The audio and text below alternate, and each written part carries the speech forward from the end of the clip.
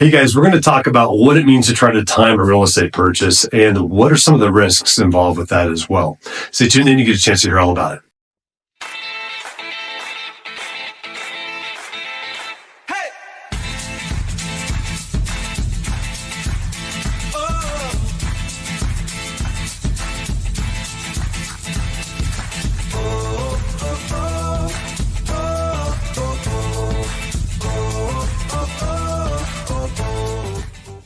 Hey guys, really quick before we get in this video, I just want to say if you've got any questions whatsoever real estate related or anything about the area also that you've got any questions for, please don't hesitate to call my team and I. We're the James Mountain Homes team. We're a team of local mountain real estate experts that are here to help, that love the area that we live, from all the way from Colorado Springs area all the way up into the mountains, even into the eastern part of Park County. We love being up here. Like I said, we specialize in this area. This is the only area that we really work in because we know this area so well. We want to give everybody the best service possible. So if you got any questions or needs, either buying or selling, please don't hesitate to reach out and call 719-266-2725. You can also text that or you can email us at info@jdmurrayt.net and we'll get back to you as quickly as we can. Hey guys, so we're going to talk about something that we're seeing happen a lot right now. And this happens every time. And I want you guys to remember, like, as a very active real estate agent in this area who does quite a bit of business, we see this kind of ebb and flow quite a bit. And I want you guys to know this because we're not the person that's out there that's buying once every 4 or 5 years. We're handling quite a few transactions every single year on this team. So we've got a lot of experience of what's happening as far as what the market's doing, what the market's not doing. What we see happen a lot in markets right now, as we've seen is kind of pull out of a slower market where you can consider it a buyer's market for sure, especially up in the mountains. It got really balanced down in the Colorado Springs area, but we're seeing a lot of these buyers that are coming out and they're trying to play this game of timing the market, the perfect time to buy. Here's the thing that sucks and is hard about that. Number one, if you're an investor or getting into investing, you're probably going to be studying market trends a whole lot more than you are as just a homeowner. That's just a fact because that's someone that's doing that as a profession. They've got time to do that. They're putting that into it. And they've got a little bit of a heartbeat on there as well. And you're going to see all kinds of folks out there that talk about like, hey, we're going to time this, time that. We bought in the low time. It was awesome. Or we bought in the high time. It sucked. We had to sit in a home for 10 years before it came back to value. That hasn't happened. 10 years is a long time.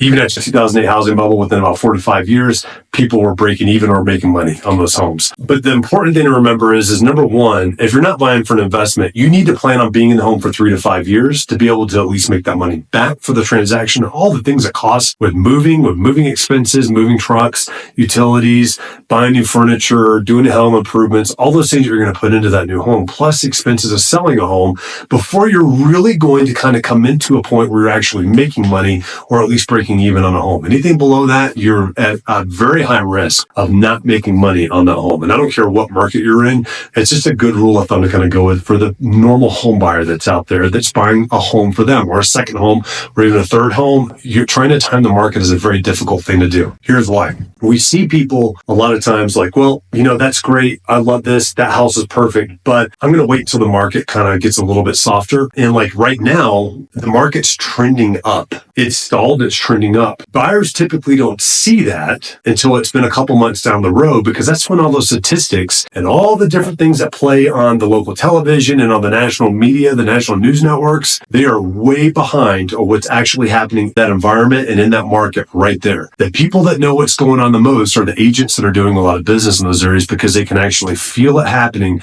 as it's happening and then starts getting backed up with statistics, both on their side and then also with the local statistics as well. And what ends up happening is when buyers see that, it's when every other buyer saw it and then all the other buyers jump in and then the market goes up even faster right there because everybody's trying to get this good deal out there. Or you end up finding a great deal and you don't realize it because you see a list price and you think, oh, it's like going to a department store. That t-shirt over there is priced at $30. So I'm going to wait for it to go on sale for 50% off because it's changing seasons. Real estate is not like that. When people are making their prices or putting their prices on the market, there's 1 to 2 thought processes that typically, now there's more that can go through this, but there's 2 prevalent ones that typically happen. And this is why you can see the tale of 2 markets that happen quite a bit, especially when we have a little bit slower market. You've got the seller that's out there and they're absolutely pricing high on purpose because they think they might be able to make an amount of money that they're not going to be able to make, and they're not selling. They're just sitting there and everybody's wondering what's wrong with the property, and the longer it sits, the more stagnant it gets, and the less people want to deal with it. And then you have the seller that's out there and they need to sell. They understand what the market is. They understand who they're competing with out there. And in order to compete with that person out there that's also got their house up for sale, they're going to price their home competitively to get it sold. Now, buyers a lot of times will come in and they'll think, oh, well, I'm a cash buyer. Oh, well, it's a slow market right now, so I'm going to lowball them. If you do that because you think that you're going to kind of get that through, and I'm kind of getting off on a tangent for what I'll have this video about, but if you do that, you can risk really kind of setting the seller off. It really depends on how well they were prepped by their listing agent to be ready for stuff like that, to even have a counter come back, because you don't want to emotionally make them mad at you, because even if you make a good offer later on, they might not accept it because you've already made them mad. And buying real estate is an emotional thing. It's not as easy as here's what it looks like on paper. You're purchasing a home that you're going to move into and live in for a while. They're selling a home that they've poured a lot of time, energy, and money into the time that they've owned it, that they have memories in as well. So we definitely want to make sure that we're setting ourselves up for success and not failure as we go through those. But anyways, I digress, talking about different things in psychology on it. Going back to the market, it's very difficult for a buyer to be able to time the market perfectly. Now, you might get lucky and buy right at the bottom. That's awesome. You might get unlucky and buy right at the top. That's kind of sucks.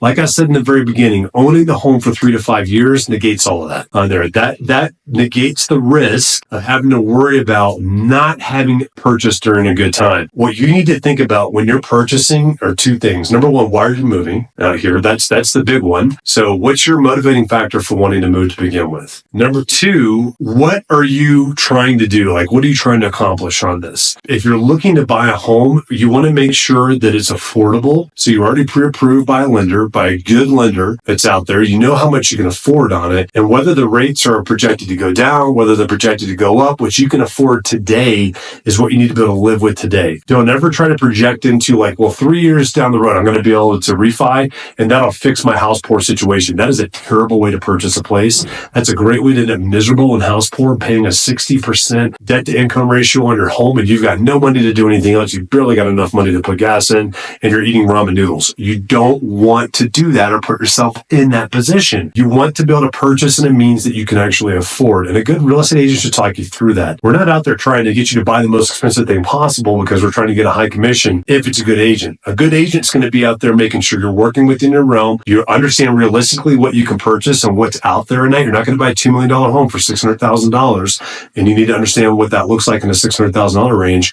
But they're building a relationship with you that carries past what happens with the transaction, that continues on after the transaction, as opposed to just ending and you never hear from that person again. They're building into that because they want to be able to recognize and come out and help you out and do things and continue with that trust factor that happens out there too. They're building a business and they're building a family of friends out there. And that's what you want to look for, is that in an agent. Once again, I'm digressing again. But you just want to just kind of think about the different psychologies that you have going on. I'll tell you, the best mindset you can have if you need to buy and you're looking at moving, finding something you can afford, knowing you can afford it because you've been pre-approved, and just focusing on that. And then you own the home for 3 to 5 years and everything else is going to work itself out. And we can look back at the history of statistics in the real estate market, including the big housing bubble that burst back in 2008, and folks that were able to hold for 3 to 5 years after that were able to make all that money back on there as well. So it's one of the best investments you could do because God's not making any more land out there. So there's a limited amount of real estate out there, which drives up supply and demand. It just ebbs and flows with how fast it does that. I hope you guys got some good info on this. If you got any questions, please don't hesitate to ask. Hey guys, really quick before we hop off, I just want to say, if you got any questions on real estate at all, please don't hesitate to ask. My team and I, the James Mountain Homes team, we are your local mountain real estate experts. We are out here to help answer those questions around the Pikes Peak area.